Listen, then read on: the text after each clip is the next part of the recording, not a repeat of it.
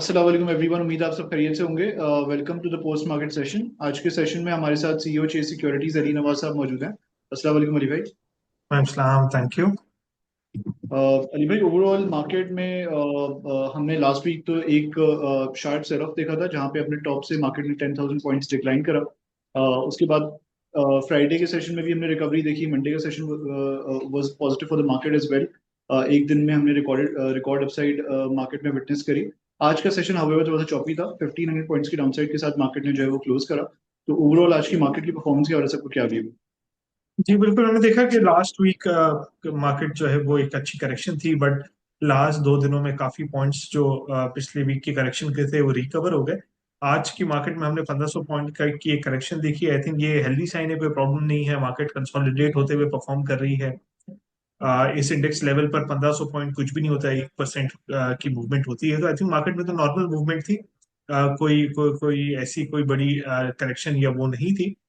और दिसंबर एंड से पहले हम इस तरीके की चीजें जो है वो विटनेस करते हैं कि जिसमें प्रॉफिट टेकिंग होती है। बट जैसे ही जनवरी 2025 स्टार्ट होगा तो वैसे नए इन्फ्लोस मार्केट में आएंगे। तो आई थिंक कोई भी अगर डिप्स आता है तो ये एक अपॉर्चुनिटी होगी मार्केट के लिए। बिल्कुल।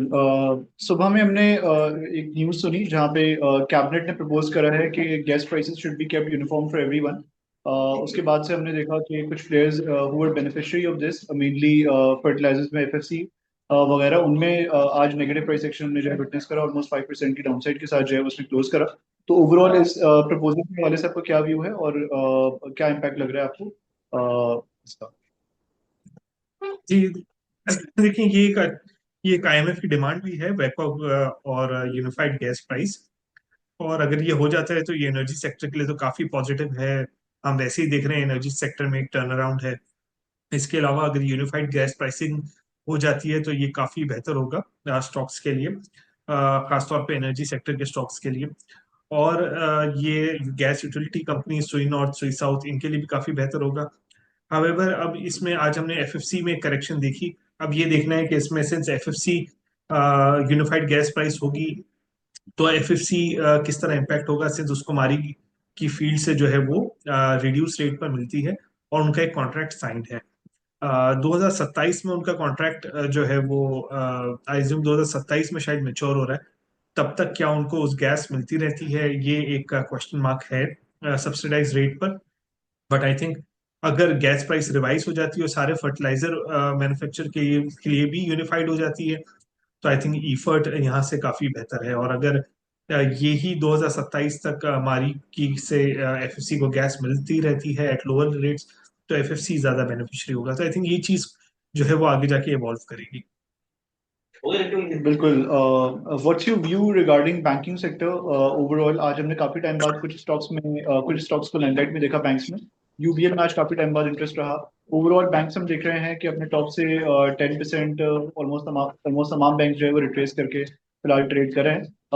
तो ओवरऑल बैंक्स के हवाले से क्या व्यू है और एडीआर टैक्स के हवाले से क्या अपडेट है? देखिए, पाकिस्तान बैंकर्स एसोसिएशन और जो गवर्नमेंट की कमेटी है वो डिस्कशंस कंटिन्यूसली कर रही हैं। और कुछ बैंकर्स एसोसिएशन और कुछ जराए कोशिश ये कर रहे हैं कि इस तरीके से बैंकों को फोर्स ना किया जाए लेंडिंग पर। उनका अपने रिस्क पैरामीटर्स होते हैं, क्रेडिट रिस्क पॉलिसी होती है। वो इकोनॉमी को देखते हुए जो है वो लेंड करते हैं। तो एडीआर पे से जो टैक्स है उसको हटाया जाए। और जो है वो normal since banking sector already high tax पे करता है तो अगर कोई मजीद ट्विकिंग की जरूरत है तो वो कहीं उस पर गवर्नमेंट बात कर ले बैंकिंग एसोसिएशन से और सारे बैंक से।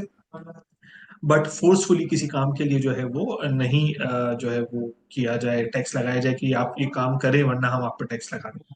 तो आई थिंक इससे जो है वो जब बैंक्स बचने की कोशिश करेंगे इस टैक्स से तो वो गलत डिसीजन भी लेंगे जो कि बैंकिंग सेक्टर की रोबस्टनेस के लिए एक क्वेश्चन मार्क आ जाएगा। तो आई थिंक एक पूरी नेगोशिएशन चल रही है एंड वी एक्सपेक्ट कि कोई फेवरेबल डिसीजन गवर्नमेंट लेगी आने वाले दिनों में जो कि बैंक्स के लिए पॉजिटिव होगा। बिल्कुल।